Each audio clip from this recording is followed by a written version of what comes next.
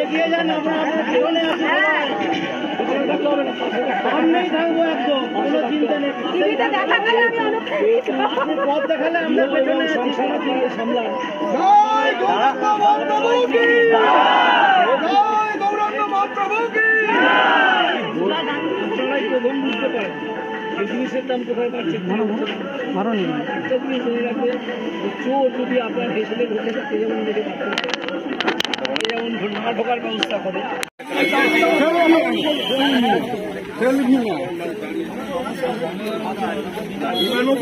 Phone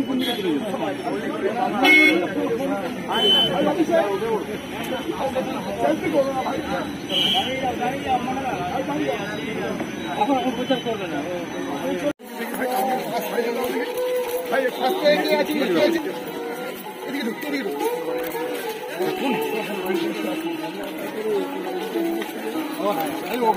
এখানে তো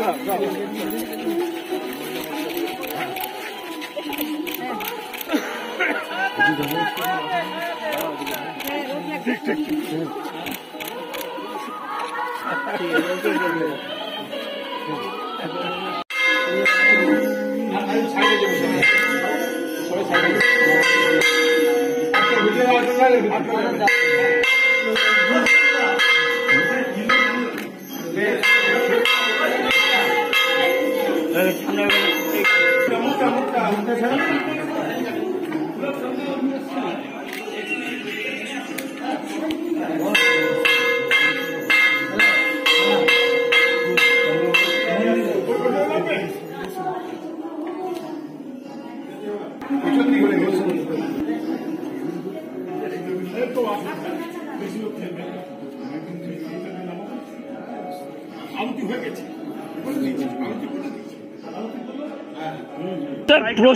প্রচারে তো পরিশ্রম আসি, কিন্তু আমি প্রতিপক্ষদের সম্বন্ধে কোনো বক্তব্যই রাখতে চাই না, তাদেরকে কোনো রকম ব্যক্তিগত আক্রমণ করতে চাই না।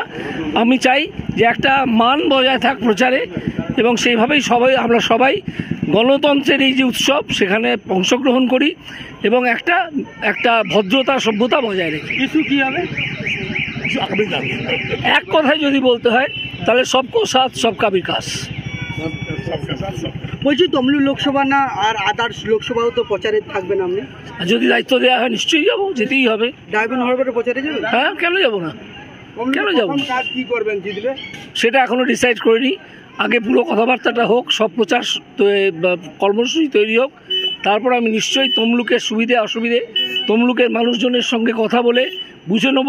তারপরে একটা সকলের সম্মতি নিয়ে, যারা রাজনীতি করছেন সকলের সম্মতি নিয়ে একটা কমন পরিকল্পনা তৈরি করা হবে, যাতে মানুষের আরও সুবিধে, যেটুকু সুবিধে আছে সেটাকে আরও বাড়িয়ে দেওয়া যায়। রাজনীতি যেভাবে কটু কথা চলছে, এটা কি বাঞ্ছনীয় নয়?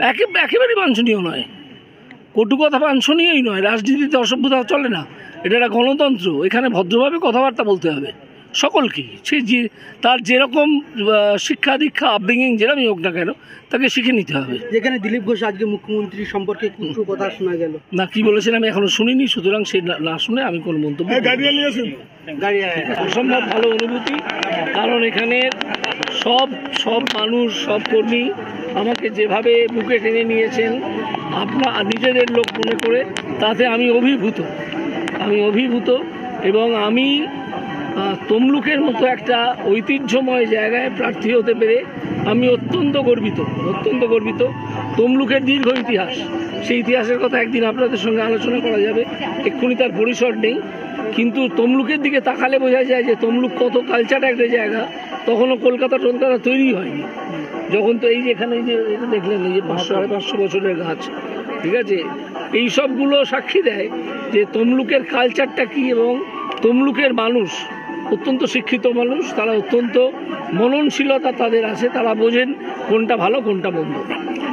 এখনো 2 মাস ধরে দীর্ঘ পথ হবে, যেতে হবে তাদের কি 2 মাস তো মনে হচ্ছে যেভাবে ইন্টেন্সিভ প্রচার করার ইচ্ছে আমাদের সকলের আছে, তাতে 2 মাস তো মনে হচ্ছে কম না পড়লেও চোখের পলকে কেটে যায়। শুধুই কি নন্দীগ্রাম বা তমলুক বা সেটা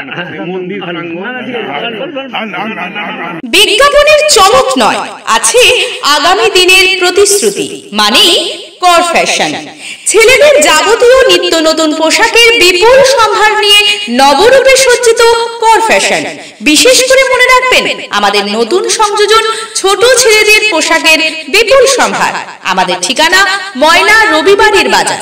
আমাদের আরেকটি শাখা বলাইপন্ডা বাজার, চৌরাস্তার দক্ষিণে ময়না।